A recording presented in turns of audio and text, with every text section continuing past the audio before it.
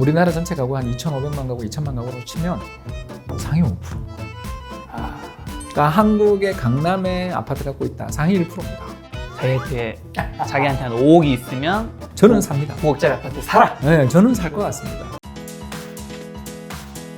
안녕하세요. 김작가TV 대신 물어드립니다 코너입니다. 오늘 주제는 부자의 사고방식 편입니다. 그럼 부동산을 좀 투자할 때 중요하게 봐야 되는 것들 좀 세 가지 정도가 있나요? 세 가지. 1. 네. 신축이냐 아니냐. 아까 얘기한 것처럼 5년에서 10년 정도를 신축이라고 보통 부르게 되는데요. 이 5년에서 10년 정도 아파트들의 특징이 일단 주차장이 지상에 거의 없습니다. 다 지하. 네, 지하로 가죠. 그래서 아이들 입장에서 일단 부모 입장에서 마음이 너무 편합니다. 애들을 놀게 하더라도 저도 뭐 놀이터에서 쿵 하고 박을 가는 소리 있어도 차에 받치는 거랑은 전혀 다르니까 일단 이게 가장 중요하고요. 이제 두 번째 우리 그 부부나 이런 분들이 중요하게 생각하는 게 커뮤니티를 또 되게 중요하게 생각해요.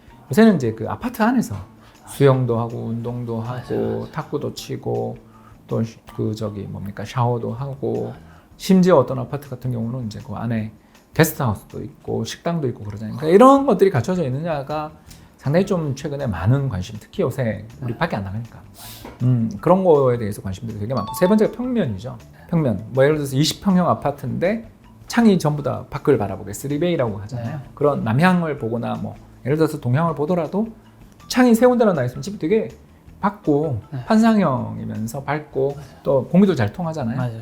그러니까 이런 여러 가지 문제들을 잘 배려한 게 신축들이에요. 네. 요즘 같은 경우는 또 이렇게 산동네 아파트인데 단지 내에 그 편의시설들, 엘리베이터들을 다 갖춰가지고 거의 이렇게 등산하듯 안 하고 편안하게 걸어서도 산책을 할 수 있게 상당히 산동네 아파트들인데도 단지 내에 전부 엘리베이터들을 설치해가지고 다닐 수 있게 이렇게 해주는 아파트들도 있거든요. 그러니까 신축에 대한 프리미엄이 굉장히 높다. 그래서 주택을 구입할 때 비슷한 두 지역이 있는데 신축이 있다면 신축 부동산 또는 신축 아파트가 적어도 제 생각에는 한 2년, 3년 정도. 그 미래는 알 수 없으니까. 아무튼 수도권, 서울 지역의 핵심 지역에 신축 공급이 좀 부족한 것 같다. 그런 상황에서는 신축 아파트들이 좀 프리미엄은 여전히 있을 것 같다. 이렇게 볼 수 있고요. 두 번째가 이제 교통망.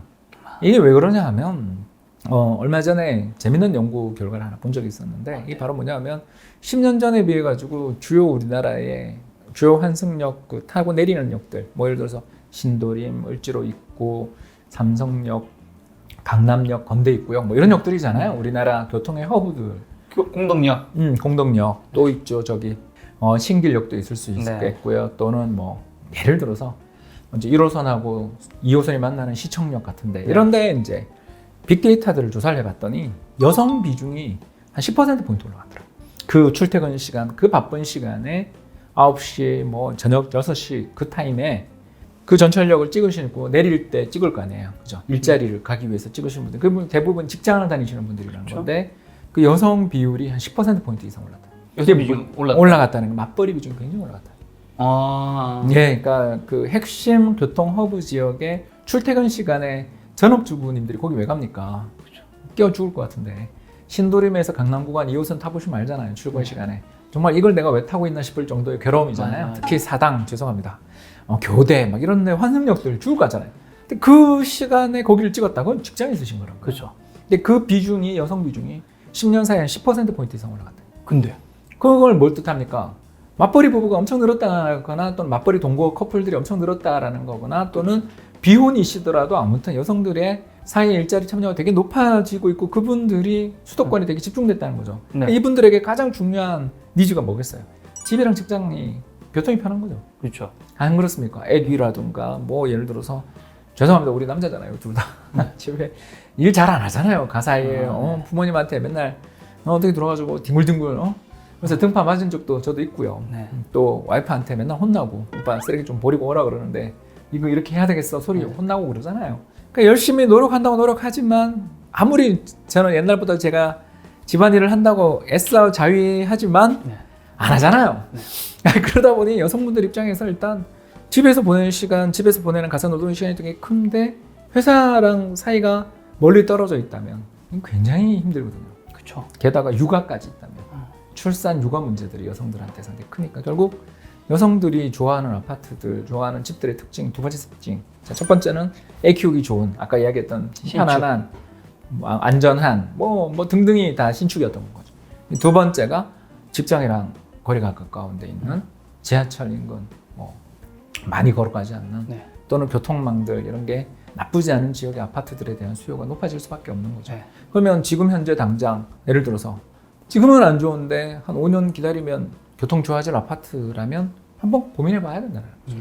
왜냐? 좀 한 살도 젊을 때 몸테크 하잖아요.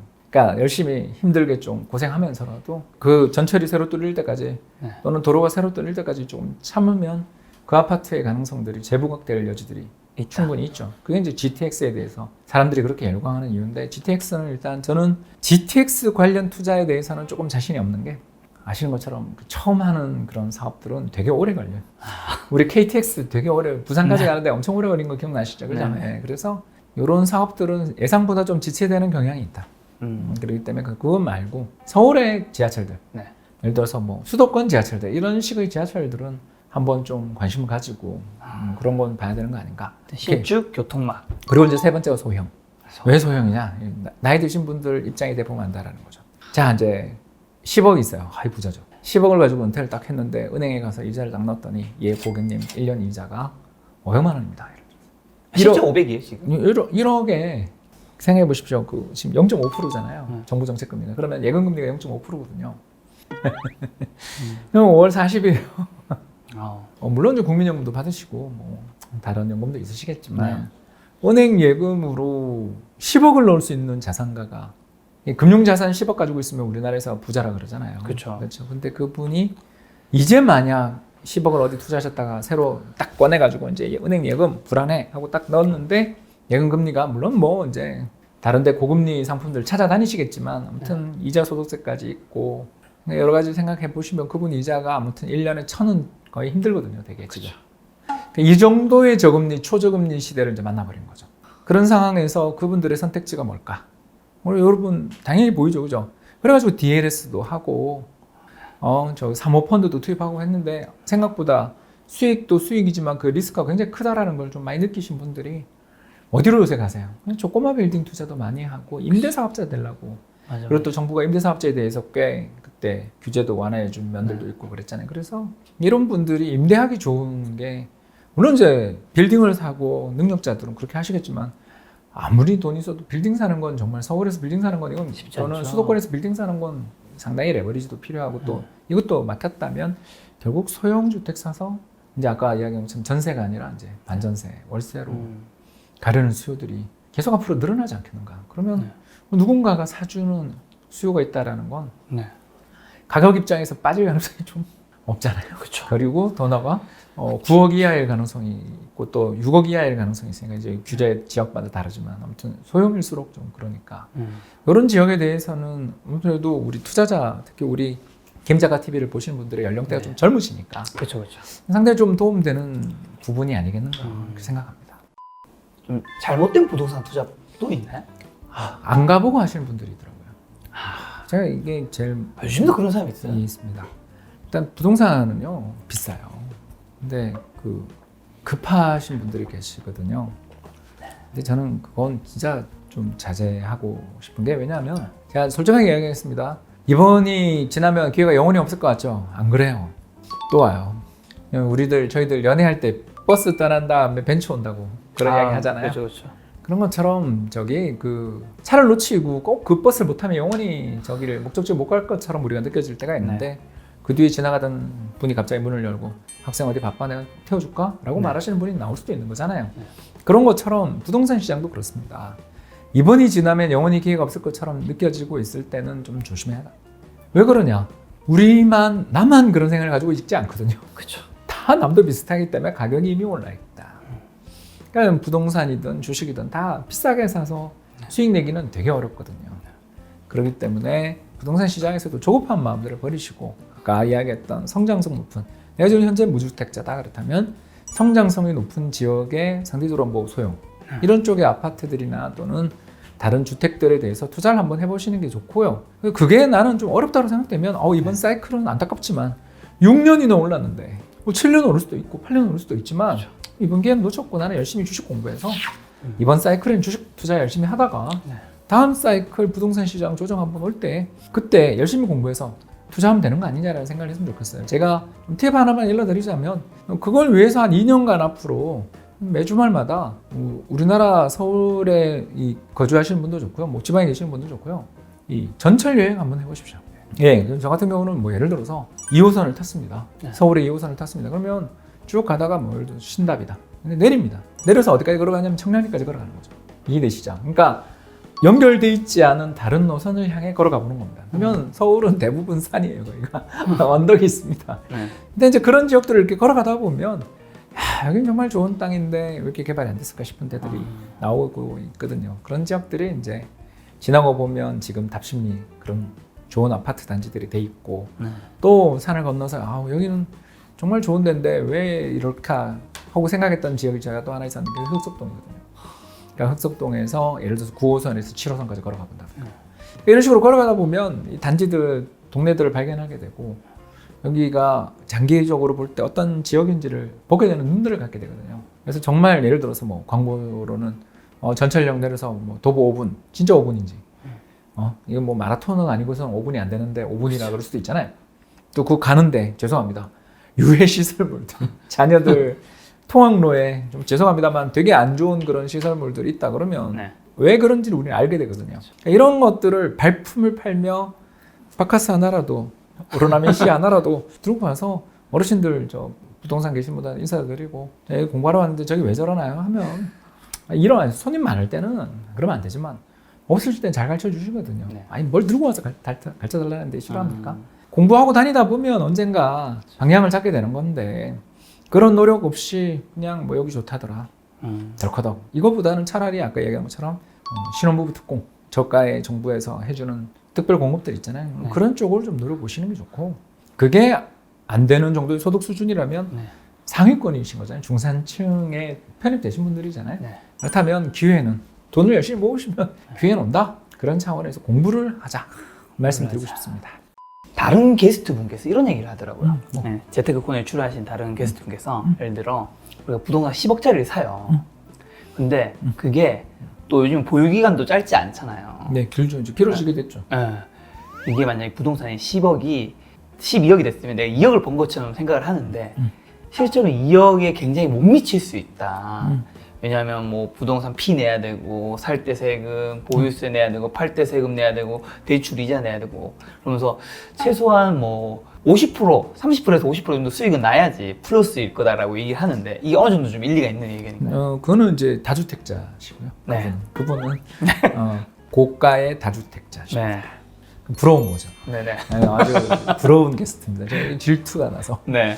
1주택자는 그런 거 신경 안 쓰셔도 됩니다. 왜요? 왜냐하면 1주택자는 2년 이상 거주하시면 거의 네. 세금 안 내도 되고요. 네. 또 더 나가서 장기 보유 특별공제 그렇게 걱정 안 하셔도 되는 게 이제 9억 이상 아파트가 돼야 네.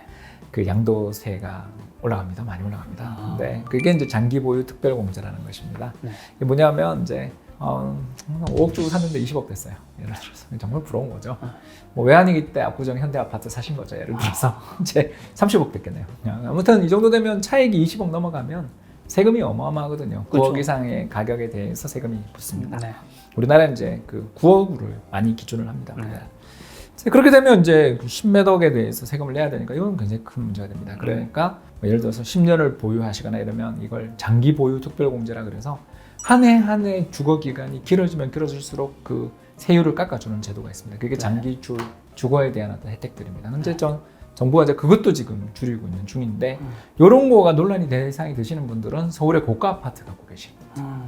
그런 분들은 주택을 장기 보유하는 게 낫고 여러 채 보유하는 것보다 한 채 보유하는 똘똘한 한 채가 이것 때문에 그런 거고요. 근데 이제 이거 말고 서울의 중간값이 9억 네. 3천인데 장기 보유 특별공제 걱정을 하시는 분들은 굉장히 상류층이시고 더 나가서 제가 하나만 또 뼈 아픈 진실을 하나 더 할게요. 네. 자, 서울에 400만 가구가 있고 그중 200만 가구가 아파트라고 그랬어요. 그러면 자가 보유율이 얼마일까요? 200만 중에서요? 네, 자기가 자기 집에 살고 계시는 분들 한 50만? 그거보다는 좀 많아요. 근데 100만이 안 됩니다. 네. 40% 됩니다. 그러니까 무슨 말이냐면요. 서울에 아파트를 갖고 계시다.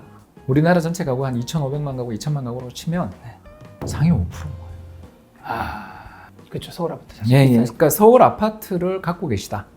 주상복합이든 뭐 나홀로 아파트든 네. 뭐 그 다 포함한 거예요. 이걸 포함한 공동생활주택 서울에 있는 이런 정도의 아파트들을 갖고 계시는 분은 우리나라 상위 5%예요. 왜냐하면 100만 호 정도 되시거든요. 그러니까 200만 호의 아파트가 있지만 네. 절반 이하예요. 자가 보유율이. 네. 그러니까 여러 채 갖고 계신 분이 서울이 많아요. 왜냐하면 전국의 부자들이 다 서울에 집안채 갖고 계시고 싶으니까. 그렇죠. 그래서 서울에 아파트를 하나 갖고 계시다. 상위 5%입니다. 러프하게 이야기하자면.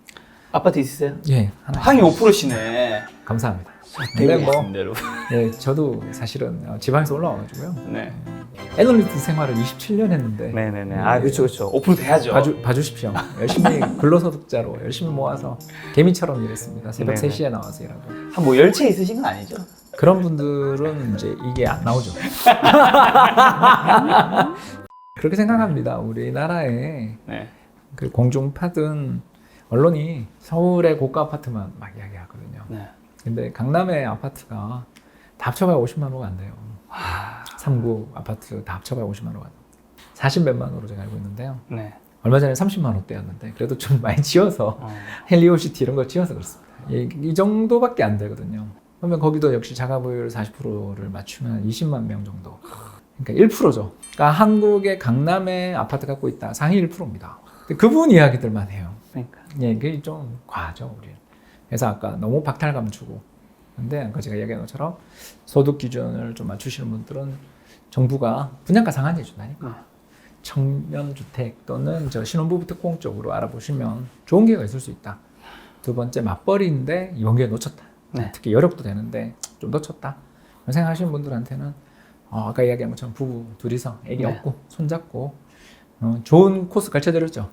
7호선역 내려서 9호선까지 걸어가기 또는 7호선역 내려서 2호선까지 걸어가기라든가 네. 이런 식으로 한번 쭉 답사를 다녀보시면서 공부 한번 해보시면 부부 사이도 좋아지고요. 물론 싸울 수도 있습니다.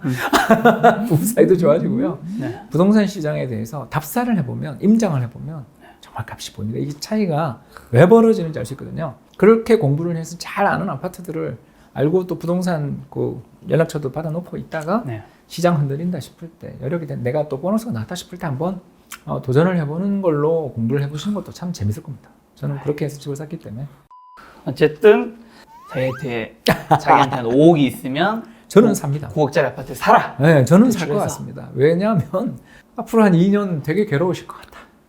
왜냐면 공급이 2년간 줄거든요.